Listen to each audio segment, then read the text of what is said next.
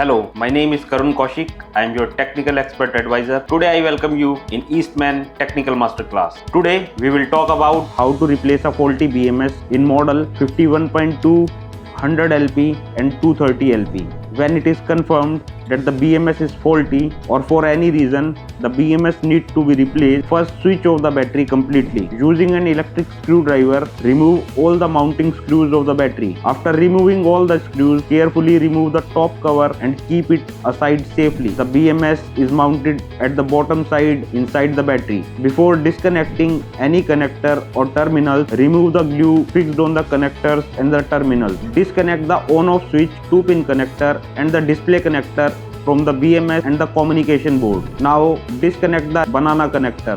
Disconnect all the connectors from the BMS one by one. Disconnect the cell voltage sensing wire. These sensing wires are called CV sensing wires. Each connector has its position marked such as J1, J2, J3, J4. So remember the sequence carefully. Now disconnect 3 FRC cables connected from the communication board. Remove the battery negative terminals connected from cell and the terminals which are connected to the battery output. These terminals can be removed by using an electric screwdriver, T-spanner or a manual screwdriver. Now the BMS is completely free from all connections. Open the BMS mounting plate. With the help of electric screwdriver, remove all the screws fixed on the fixture. Now take out the faulty BMS from the battery. Install the new BMS. Mount the new BMS in the place from where the faulty BMS was removed. Tighten all the screws properly and securely.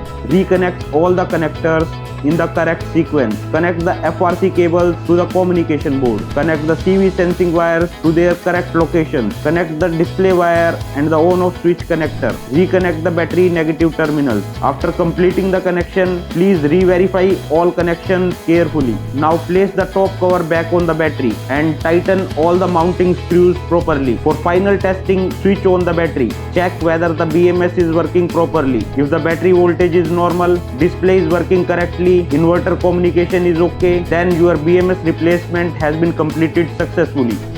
Thanks a lot for staying with us till the end of this video. Hope the information I shared will be helpful to you. Please like, share and subscribe for more such videos. Eastman